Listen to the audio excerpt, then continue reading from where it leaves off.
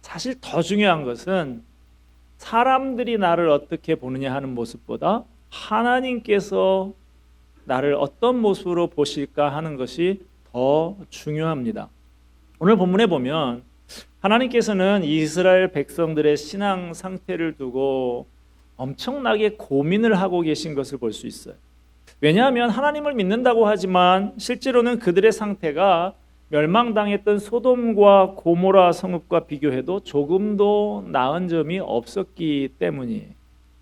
어떻게 해서 이런 결과가 빚어지게 되었습니까? 이스라엘 백성들이 왜 하나님께서 그들을 구원하셨는지, 그 근본 부르심의 목적을 잃어버렸기 때문에 하나님께서 이스라엘 백성들을 애굽에서 불러내실 때 어떤 목적을 가지고 부르셨는지 본문 1절에 잘 나오고 있습니다. 1절 말씀 우리 같이 한번 보겠습니다. 시작.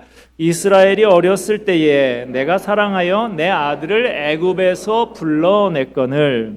하나님께서 이스라엘을 애굽에서 불러내실 때 그들을 아들로 만들려고 부르셨다는 거예요.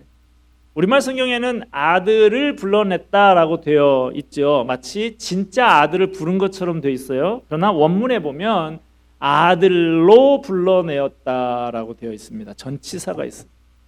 이 말은 하나님이 진짜 아들을 불러낸 게 아니라 아들로 삼기 위해서 불러냈다는 거예요. 하나님께서 언제 그렇게 하셨다고 합니까? 이스라엘이 어렸을 때에.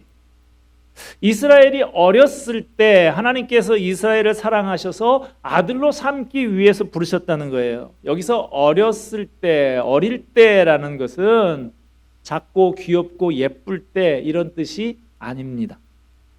정반대, 이 어릴 때라는 말은 굳이 우리로 말하면 철없을 때 뭐 이런 쪽에 좀 가까워요.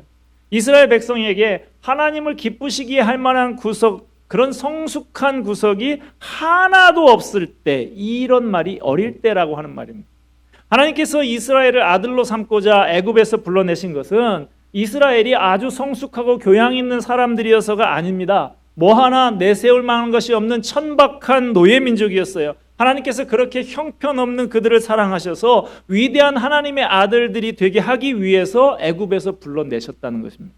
바로 이것이 하나님이 이스라엘을 향해 갖고 계셨던 원래의 선한 목적, 선한 의도였던 것입니다.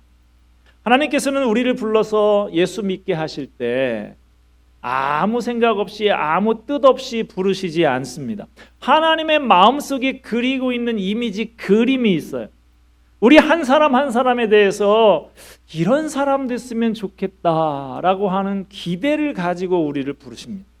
하나님께서 이스라엘 백성에게 그리고 계셨던 그림은 하나님의 아들이 되는 거였어요. 하나님께서는 그들이 이 세상에서 하나님의 아들처럼 하나님을 쏙 빼닮은 행동을 하는 사람들이 되기를 원하셨습니다. 아들은 누구를 닮을까요? 아버지를 닮습니다. 발가락이 닮았다, 그런 단편 소설도 있는데 외모도 닮고요, 목소리도 닮고요, 걸음걸이까지도 닮고요, 성격까지 닮는 경우가 많아요. 그래서 아이가 하는 짓을 보면 이게 누구 아들인지 알 수 있을 정도로 아버지와 아들은 철저하게 닮습니다. 하나님께서 이스라엘 백성들에게 원하시는 것이 무엇입니까? 단순히 젖과 꿀이 흐르는 땅에서 잘 먹고 잘 사는 게 아니었어요. 철저하게 하나님의 자녀니까 하나님을 닮은 아들처럼 사는 거예요. 하나님의 모든 귀한 성품을 물려받아서 이 세상에서 하나님이 하시는 대로, 하나님이 뜻하시는 대로 살기를 원하시는 거예요. 예수님께서 태어나신 지 얼마 안 돼서 헤로드 왕이 아기를 죽이려고 하니까 요셉과 마리아가 아기 예수를 데리고 애굽으로 피신을 했었죠. 그러다가 헤롯이 죽고 예수가 다시 가나안 땅으로 돌아오게 됐습니다. 마태는 바로 그 장면에서 오늘 본문을 인용하고 있습니다. 마태복음 2장 15절 말씀 보면 헤롯이 죽기까지 거기 있었으니 이는 주께서 선지자를 통하여 말씀하신 바 애굽으로부터 내 아들을 불렀다 함을 이루려 하심이라. 마태는 하나님이 이스라엘 백성을 애굽에서 부르신 것과 예수님을 애굽에서 부르신 것을 같은 의미를 가진 것으로 해석하고 있는 것입니다. 하나님은 하나님의 뜻을 이루기 위해서 예수님을 애굽에서 부르셨습니다. 그래서 예수님은 한평생을 철저히 그 하나님의 뜻을 따라서 하나님이 원하시는 것을 하시면서 사셨어요. 하나님께서 애굽에서 노예로 사는 이스라엘을 불러내신 것은 그들이 졸부나 권력자가 되게 하기 위해서가 아니라 하나님의 아들이 되게 하기 위해서였습니다. 하나님께서는 그들에게 하나님의 아들다운 모습을 기대하신 거예요. 하나님께서 언제 그렇게 하셨다고요? 이스라엘이 어렸을 때, 아무런 자격이 없고 아무런 능력이 없을 때, 아버지를 기쁘시게 할 만한 아무것도 없을 때 그들을 사랑하셔서 불러내셨다고 합니다. 우리는 이와 비슷한 내용을 로마서 5장에서도 볼 수가 있습니다. 유명한 로마서 5장 6절과 8절의 말씀을 같이 한번 읽겠습니다. 시작. 우리가 아직 연약할 때에 기약대로 그리스도께서 경건하지 않은 자를 위하여 죽으셨도다. 우리가 아직 죄인 되었을 때에 그리스도께서 우리를 위하여 죽으심으로 하나님께서 우리에게 대한 자기의 사랑을 확증하셨느니라. 자, 하나님께서 언제 우리를 사랑하셨다고요? 우리가 아직 연약할 때, 우리가 경건하지 않을 때, 우리가 아직 죄인이었을 때 하나님께서는 우리를 사랑하셔서 우리를 위해서 아들을 죽게 하셨습니다. 우리가 한참 죄를 짓고 있을 때, 엉망진창으로 살고 있을 때 하나님께서 이미 우리를 사랑하셨다는 거예요.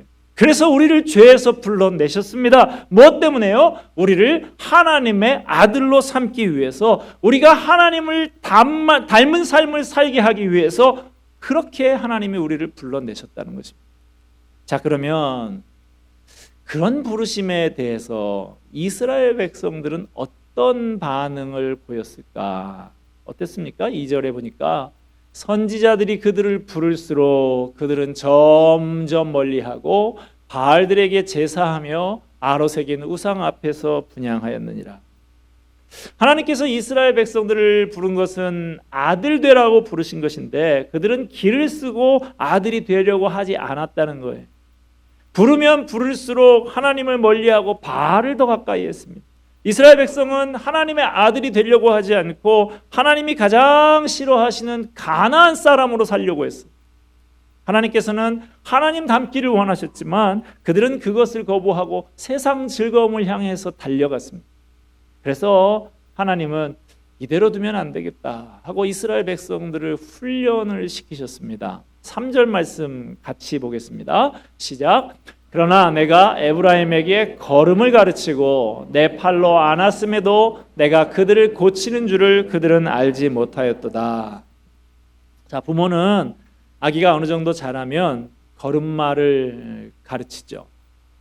아이를 편안히 눕혀놓기만 하는 게 아니라 스스로 때가 되면 이제 일어서게 하고 아이가 한 발 한 발 떼다가 넘어지려고 하면 안아주면서 그렇게 걸음마를 가르치는 것이죠. 아이들이, 어린 아기가 걸음마를 배우지 않고 매일 누워 있으면 좋을 것 같지만 그러나 걸음마를 배우지 않으면 나중에 사람 구실을 할 수가 없는 것이죠. 때로는 넘어져서 무릎에 피가 나더라도 걸음마 훈련을 해야 되는 것입니다. 하나님은 이스라엘 백성들을 한 걸음씩 인도하셔서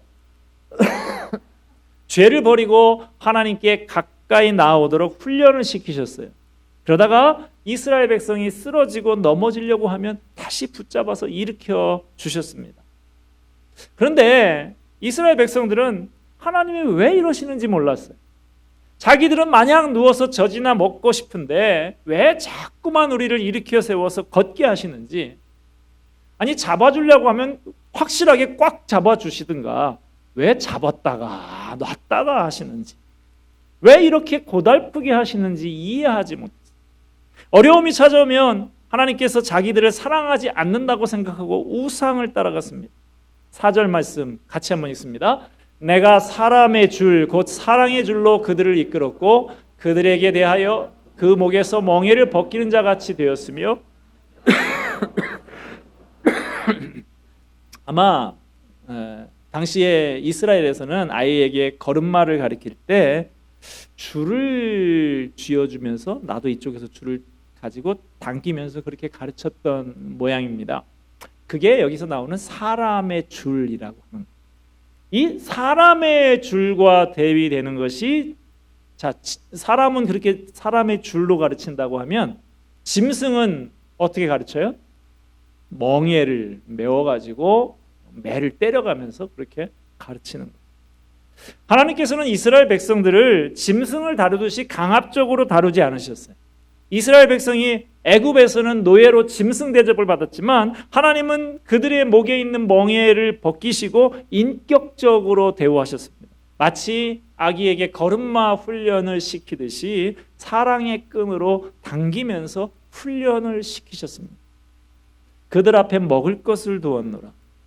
이 말씀을 원문대로 직역을 하면 허리를 굽혀 먹여주었다, 이 말이에요. 우리도 자녀를 기를 때 허리를 굽혀서 자녀와 눈높이를 곧잘 맞추죠. 그 피바디라고 하는 유명한 그 교육자, 그 일화에 대한 이야기를 책에서 읽은 적이 있는데, 그 피바디 선생님은 어린 아이들을 데리고 미술관, 박물관 이런 데를 가면 항상 무릎을 완전히 굽혀가지고 아이들 눈높이하고 자기 눈높이를 똑같이 맞춰서 그림을 설명해주고 그 전시물을 설명을 해줬다고 그래요. 하나님이 이처럼 우리에게 허리를 굽혀서 우리의 수준에 맞춰 주었다라는 것입니다. 하나님께서는 먹을 것을 주셨어요. 그런데 굶어 죽지 않을 정도로만 주시고 하루하루 살도록 하셨어요. 우리가 물질적으로 궁핍하고 어려울 때 하나님이 그냥 기분 좋게 10억, 20억 탁 투척해 주시면 얼마나 좋겠어요. 그런데 하나님께서 찔끔 죽지 않을 만큼만 주십니다. 왜죠? 하나님께서 이스라엘 백성들을 어렵게 하신 이유는 걸음마를 가르치기 위해서였어요. 오직 하나님만 의지하고 살게 하기 위해서, 하나님과 동행하는 법을 배우게 하기 위해서 그런 거예요. 그런데 그들은 그렇게 불안하게 사는 게 싫었어요. 모든 것을 다 갖춰놓고 안정되게 살기를 원했습니다. 그래서 그들은 걸음마 훈련 같은 거 시키지 않는 우상에게로 달려간 것입니다. 그렇게 하나님의 인격적인 훈련을 거부한 이스라엘 백성의 운명은 5절에 잘 나와 있습니다.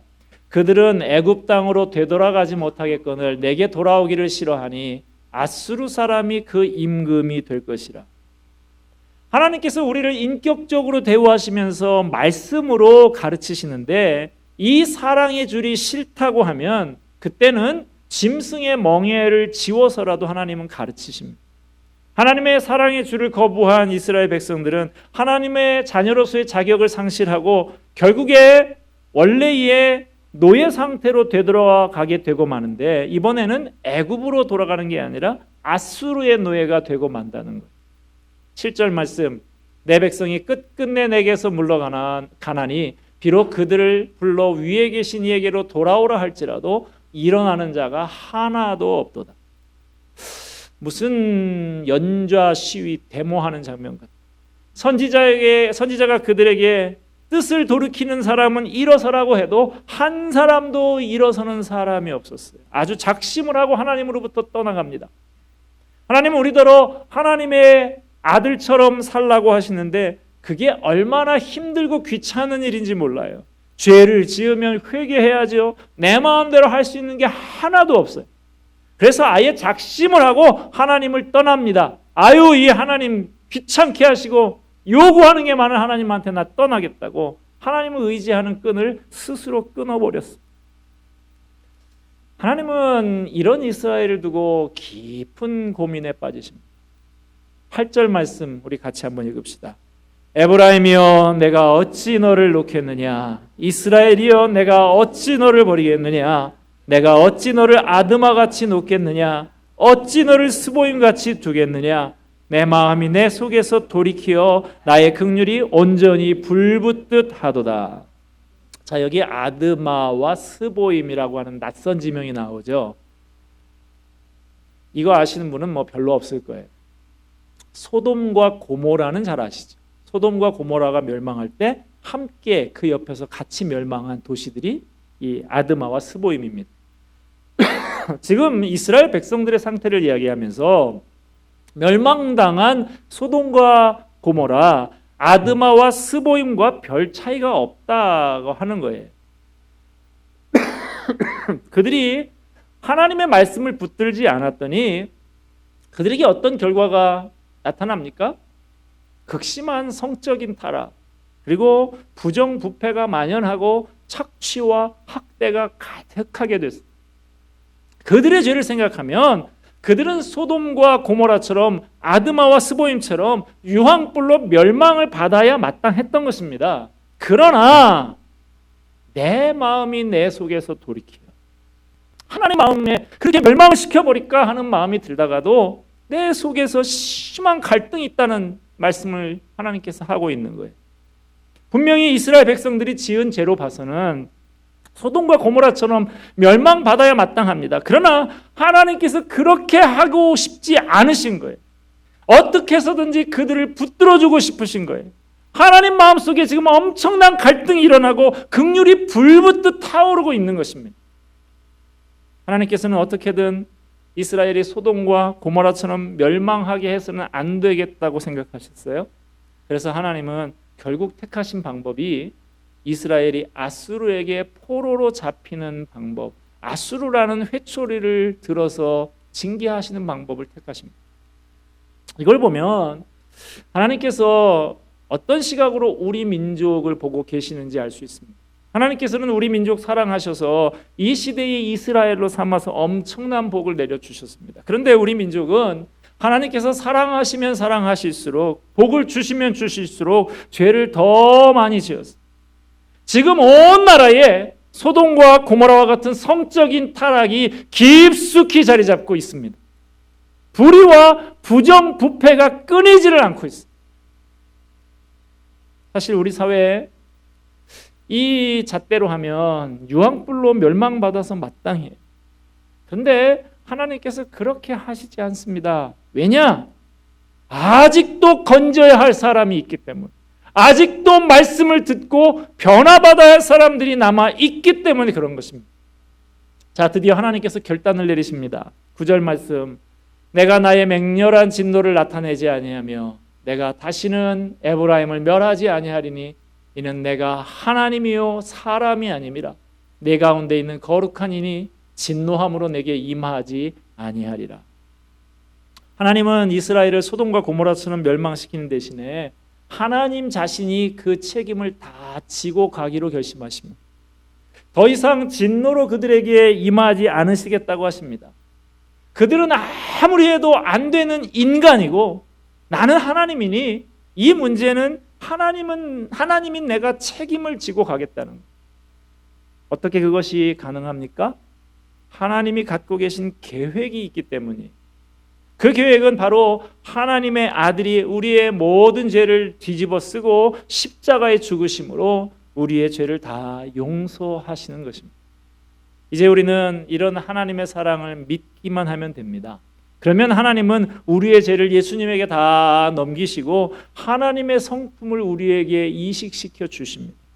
물론 때로 넘어질 때도 있지만 그때마다 울며 회개하며 다시 십자가를 붙들고 은혜의 길로 나아가면 됩니다. 이 과정을 평생 반복하는 것이 신자의 삶이에요. 하나님께서는 이스라엘 백성들을 아수르에게 망하게 해서 노예 상태로 내두십니다. 그러나 하나님은 자기 백성을 영원히 버리지 않으세요. 그들을 다시 불러 모을 거라고 하십니다. 10절과 11절 말씀, 그들은 사자처럼 소리를 내시는 여호와를 따를 것이라.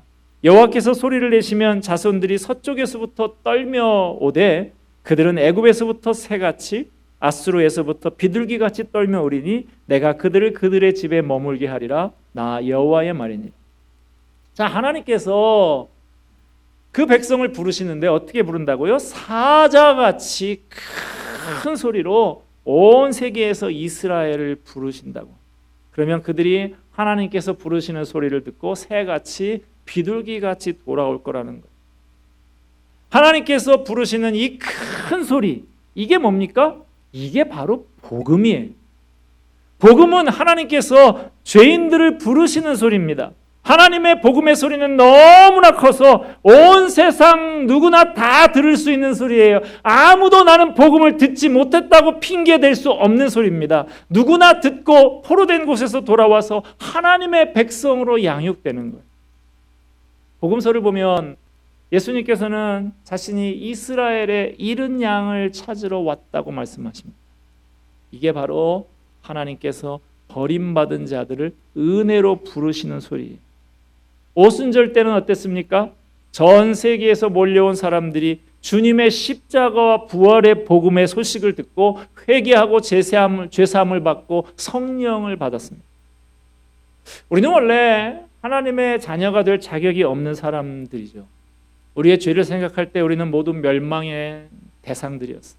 그런데 하나님께서 우리를 긍휼히 여기셨고 우리 죄를 친히 담당하셨습니다. 그리고 우리를 사자와 같은 음성으로 복음으로 불러주셔서 우리가 감히 이 영광스러운 하나님을 예배하는 자리에 나오게 되었습니다. 우리는 영광스러운 하나님의 아들로 부름받은 사람들입니다. 다시 죄의 노예로 돌아갈 수 없습니다. 우리가 해야 할 것은 이제 걸음마를 배우는 것입니다. 하나님의 사랑의 줄을 붙잡고 거룩한 걸음을 한 걸음 한 걸음 배워 나가야 합니다. 우리가 진정으로 걱정해야 될 것은 결혼이나 취직이나 집 문제가 아니에요. 우리에게 하나님의 자녀의 모습이 드러나지 않는 것, 그것이 진짜 걱정해야 될 모습입니다. 다른 무엇보다도 하나님의 자녀다운 모습이 드러나는 사람으로 살기를 소원하는 그런 하나님의 소원을 이루어드리는 저와 여러분이 되기를 바랍니다. 주님이 기대하시는 오늘도 한 걸음 한 걸음 거룩한 걸음, 그 주님이 기대하시는 걸음을 걸어나가는 저와 여러분이 되기를 주님의 이름으로 간절히 부탁을 드립니다. 기도하겠습니다.